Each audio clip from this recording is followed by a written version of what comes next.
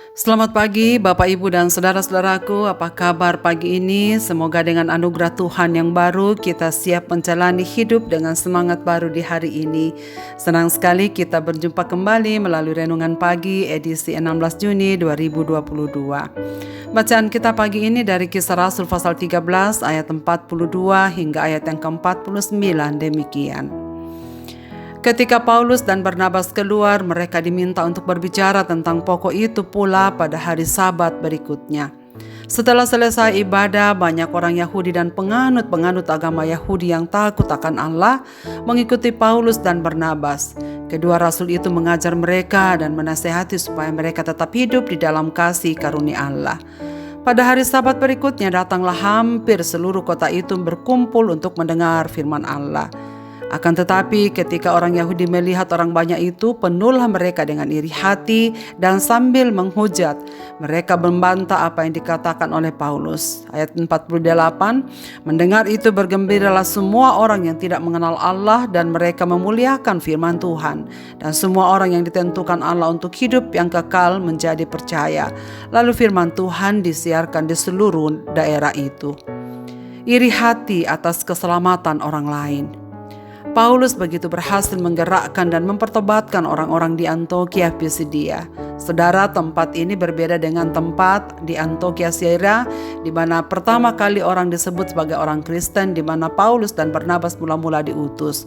Karena karya Roh Kudus melalui khotbahnya di sinagoge itu, Tuhan memakai dia sehingga banyak orang Yahudi maupun yang bukan keturunan Yahudi, bangsa lain yang telah masuk menjadi agama yang percaya kepada Kristus. Saudara sekalian, walau pemberitaan Injil di Antiokhia Pisidia sangat berhasil, namun tetap saja ada orang-orang yang tidak senang.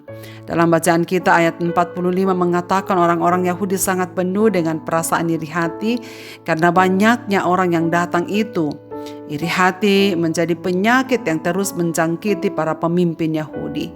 Saudara sekalian, dalam pekabaran Injil di kota ini membuat kita belajar satu kenyataan hidup. Bahwa banyak orang yang sangat tekun di dalam kegiatan agama ternyata tidak bisa melihat karya Roh Kudus sedang bekerja dalam kehidupan komunitas orang percaya. Mengapa ini bisa terjadi? Karena egois. Orang-orang seperti ini akan dengan mudah tersanjung jika ada yang dia kerjakan terlihat berhasil. Tetapi orang-orang seperti ini juga akan sangat mudah iri hati jika ada orang lain yang lebih berhasil daripada dirinya. Orang-orang seperti ini juga begitu mudah marah dan dendam, dan celakanya tanpa dia sadari dia meletakkan marahnya kepada Allah. Keberhasilan Paulus menarik perhatian seluruh kota membuat mereka penuh dengan iri hati, sebab makin banyak orang yang menyukai pemberitaan Paulus, tertarik kepadanya, dan menyambut gembira apa yang disampaikannya. Saudara, bukan marah karena ada ajaran salah diberitakan, tetapi iri hati. Mereka tidak terlalu peduli tentang apa yang Paulus ajarkan. Mereka juga tidak mendiskusikan ajaran Paulus untuk mencari kebenarannya, melainkan hanya menghujat dan membantah dengan perasaan iri hati. Tetapi yang paling berbahaya adalah mereka sedang mendendam Paulus karena pekerjaan Roh Kudus terjadi dengan begitu melimpah. Mengapakah bisa orang-orang beragama ini tidak memahami bahwa Roh Kudus sedang bekerja? Satu alasan, karena mereka sibuk berfokus kepada diri sendiri, kelompok sendiri, golongan sendiri. Mementingkan kelompok sendiri membuat kita tidak bisa memahami natur dari karya Roh Kudus yang menjangkau seluruh bangsa di dunia ini untuk ditundukkan kepada Injil. Saudara-saudaraku, apakah hal ini bisa terjadi dalam komunitas, gereja, atau masyarakat di mana kita hidup sekarang ini? Bisa jadi. Banyak orang yang menjadi buta dan tidak melihat karya Roh Kudus sedang bekerja, atau sebaliknya, kita menjadi buta dan salah melihat. Karya setan ditafsirkan sebagai pekerjaan Roh Kudus. Mengapa ini terjadi?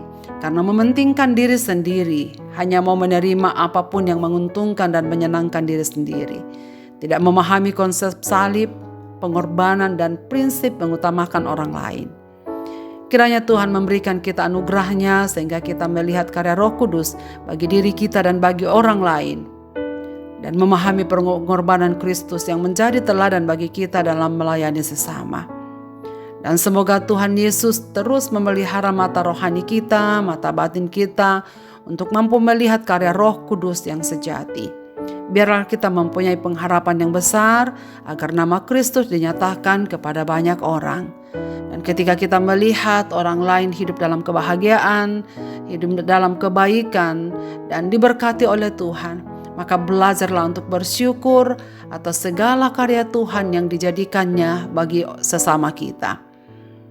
Kiranya Roh Kudus menolong kita saudara sekalian, sehingga kita dapat berterima kasih, kita bersyukur kepada Tuhan untuk segala yang baik, untuk segala kesuksesan, dan untuk segala yang indah yang dapat dimiliki oleh orang lain walaupun kita tidak dapat memilikinya. Marilah kita berdoa.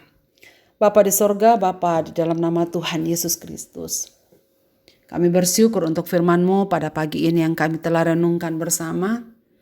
Biarlah Roh Kudus-Mu menolong kami untuk menerapkannya dalam kehidupan kami masing-masing. Ampuni kami ya Tuhan, jikalau sesungguhnya kami belum dapat berterima kasih dan bersyukur kepada-Mu atas segala kesuksesan orang lain yang kami tidak miliki.